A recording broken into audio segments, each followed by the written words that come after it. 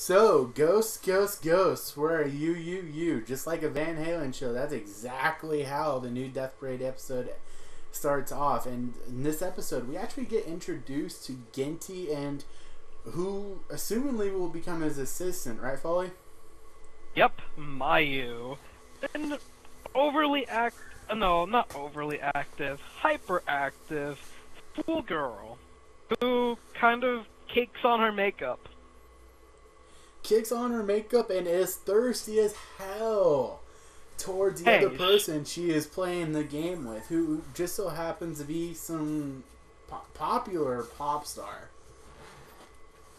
Who has caused the fan to commit suicide, and it happened to be his girlfriend, apparently. One of many girlfriends. One of many that he has slept with. And, not to mention, he slept with her sister, too. But she was totally okay with that, because she just had him ticking his life away like a bomb. She truly knows how to set it off, doesn't she? Yeah, she does. Whereas Mayu's death was... I guess it was kind of fitting for a hyperactive girl like her. Well, she got her dance moves off, right? Yeah, too bad she didn't perfect her landing.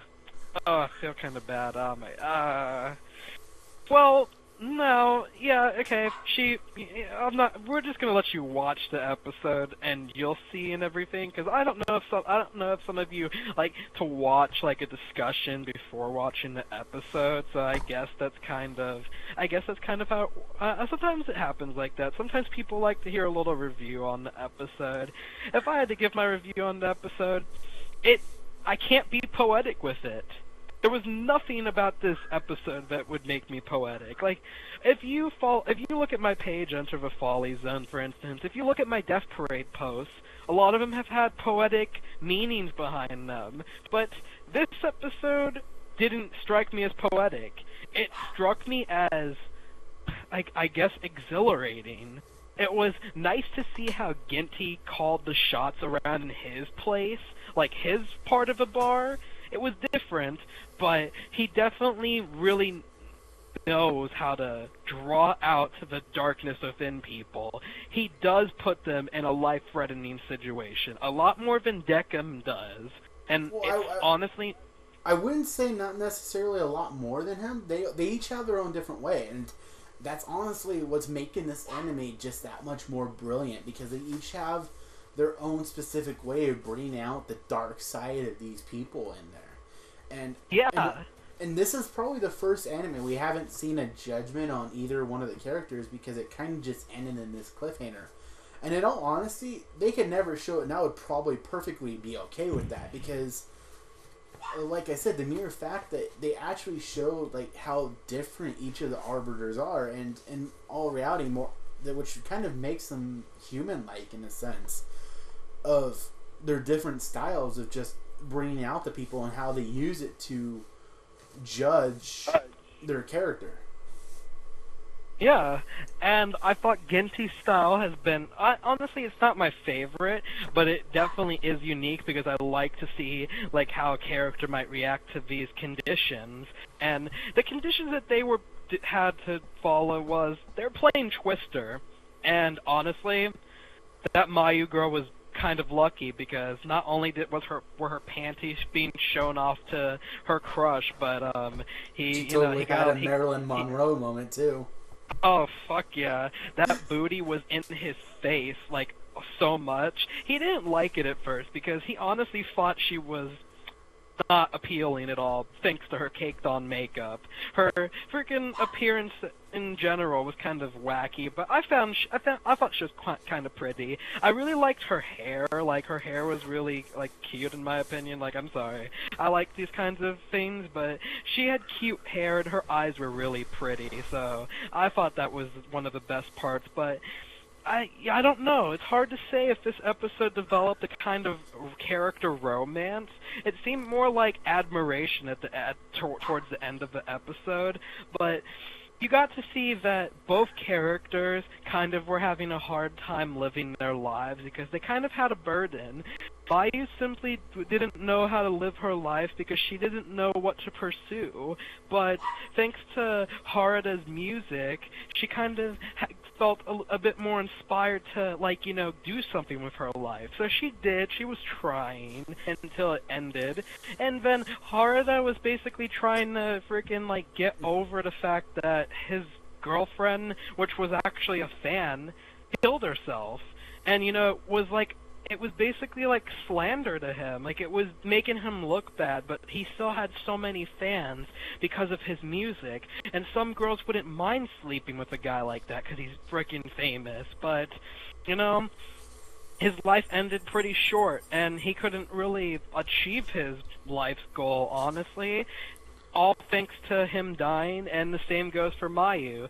So both of their lives had ended short, and they both learned that they have kind of the same inspirations, which I thought was good, and it was really nice to see this episode take a different turn, because instead of Harada carrying out, like, you know, kicking her off of the edge, he didn't like that she was going to end her own life just to save him, because that's happened before. It triggered something, and he wanted to rescue her.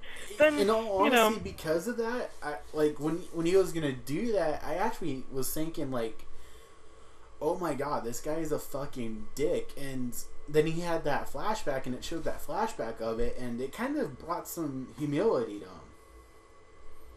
Yeah, and he felt that he wouldn't be human anymore if he were to kick her off. That would not make him any better.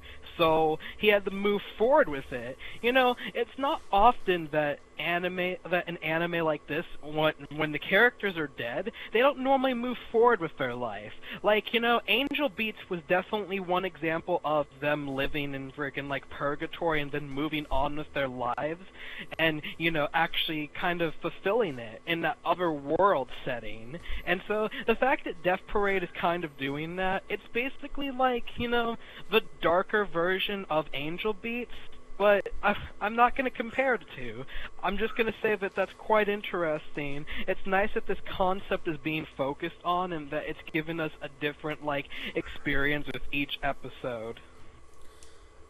And in all honesty, so far, just, midway through the season, officially now, I'm becoming more and more impressed with Death Parade, and it's to the point where it's just like, this is literally becoming probably top 10 worthy for me, which in all honesty is shocking me, because it came out of nowhere for me.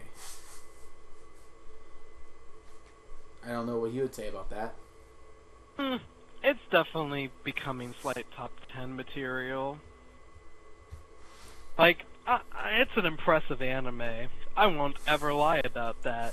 Well, I'm just kind of, like, you know, waiting for, like, the next episode, and honestly, that's gonna be great. So before we wrap it off, do you want to give off a permission? Because we're pretty sure Mayu is gonna end up being his assistant, therefore not having a real judgment against her.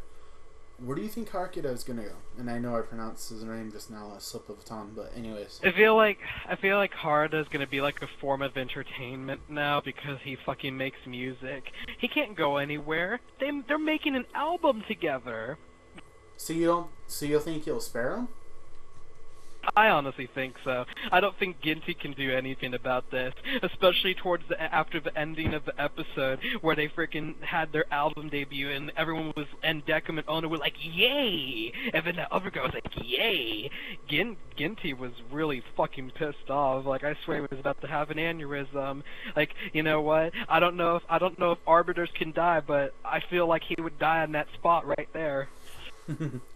Alright guys, with that said, feel free to like, comment, share, and never forget to subscribe to us. We're going to try to get content out as much as possible, and especially we're going to try to do reviews on these anime on a weekly basis, as well as others if we can get the time to watch them and talk about them.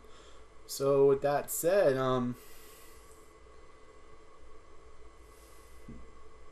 you want to head it out, Fally, as usual?